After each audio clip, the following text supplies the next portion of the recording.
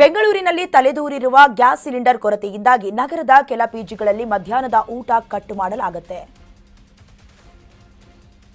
ಬೆಂಗಳೂರಿನಲ್ಲಿ gas cylinder ಕೊರತೆ ಅಭಾವ ಎದುರಾಗಿದೆ. ನಗರದ ಕೆಲ ಪಿಜಿಗಳಲ್ಲಿ ಈ ಎಫೆಕ್ಟ್ ನೇರವಾಗ್ತಾಗಿದೆ. ಮಧ್ಯಾಹ್ನದ ಊಟ ಕಟ್ಟಾಗಿದೆ.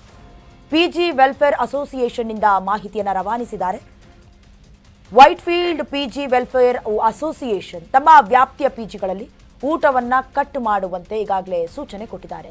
ಮಧ್ಯಾಹ್ನದ ಊಟ ಕಟ್ ಮಾಡಿದ ಪಿಜಿ ಮಾಲೀಕರು ಗ್ಯಾಸ್ ಸಿಲಿಂಡರ್ ಕೊರತೆ ಇದೆ, ಹಾಗಾಗಿ ಊಟ ಇರೋದಿಲ್ಲ ಅಂತ ಅವರು ಸಮರ್ಥನೆ ಮಾಡ್ಕೊಳ್ತಿದ್ದಾರೆ. ಸದ್ಯ ಮಧ್ಯಾಹ್ನದ ಊಟ ಇರೋದಿಲ್ಲ ಅನ್ನೋದಾಗಿ ಪ್ರಕಟಣೆಯನ್ನ ಹೊರಡಿಸಲಾಗಿದೆ. ಇನ್ನು ದೂರದಿಂದ ಬಂದು ಅಟ್ಲೀಸ್ಟ್ ಬೇರೆ ಬೇರೆ ಕೆಲಸಗಳಿಗೋ ಶಾಲಾ ಕಾಲೇಜುಗಳಿಗೋ ಅವರವರ ವೈಯಕ್ತಿಕ ಜೀವನಕ್ಕೂ ಪಿಜಿಗಳಲ್ಲಿ ಸ್ಟೇ ಆಗಿರ್ತಾರೆ. ಬಟ್ ಮಧ್ಯಾಹ್ನದ ಊಟ ಕಟ್ ಅಂತ ಹೇಳಿದ್ರೆ ಅಟ್ಲೀಸ್ಟ್ ಹೊರಗಡೆ ಆದರೂ ಹೋಟೆಲ್ನಲ್ಲಿ ಊಟ ಮಾಡ್ಕೊಳ್ಬಹುದಾ? ಅದು ಕೂಡ ಇಲ್ಲ. ಏನು ಮಾಡೋದಕ್ಕೆ ಸಾಧ್ಯ ಆಗತ್ತೆ? ಇದು ನೇರವಾದ ಪರಿಣಾಮ ವಿದ್ಯಾರ್ಥಿಗಳಿಗೂ ಕೂಡ ಬೀಳತ್ತೆ ಅನ್ನೋದನ್ನು ಗಮನಿಸಬೇಕಾಗತ್ತೆ. ಮತ್ತೆ ಮರಳಿ ಊರಿನ ಕಡೆಗೆ ಅನ್ನುವಂಥ ಪರಿಸ್ಥಿತಿ ಕೂಡ ಎದುರಾಗಬಹುದು. ಯಾಕಂದರೆ ಮೊದಲ ಹಂತದಲ್ಲೂ ಕೂಡ ಕೊರೋನಾ ಸಮಯದಲ್ಲೂ ಕೂಡ ಎಲ್ಲ ಇದೇ ಪ್ರಾಸೆಸ್ನ ರೀತಿ ಆಗಿತ್ತು. ಬಟ್ ಊಟ ತಿಂಡಿಗೆ ಅಂತ ದೊಡ್ಡ ಮಟ್ಟಿಗೆ ಪ್ರಭಾವ ಬೀರಿರಲಿಲ್ಲ. ಬಟ್ ಬೇರೆಲ್ಲೋ ದೇಶದಲ್ಲಿ ಆಗ್ತಾ ಇರುವಂತಹ ಈ ಯುದ್ಧದ ಭೀಕರತೆ ನಮ್ಮ ದೇಶದಲ್ಲಿ, ಅದರಲ್ಲೂ ಪ್ರಮುಖವಾಗಿ ಈ IT ಕಂಪನಿಗಳಿಗೆ, ಶಾಲಾ ಕಾಲೇಜುಗಳಿಗೆ ಅಥವಾ ಶಾಲಾ ಕಾಲೇಜಿನ ವಿದ್ಯಾರ್ಥಿಗಳಿಗೆ, ಕೆಲಸದಾರರಿಗೆ, ಸಿಬ್ಬಂದಿ ವರ್ಗದವರಿಗೆ ಎಲ್ಲರಿಗೂ ಬೀರಿದೆ. ಸಂಬಂಧಪಟ್ಟಂತೆ ದೃಶ್ಯದಲ್ಲಿ ಗಮನಿಸ್ತಾ ಇದ್ದೀರಾ.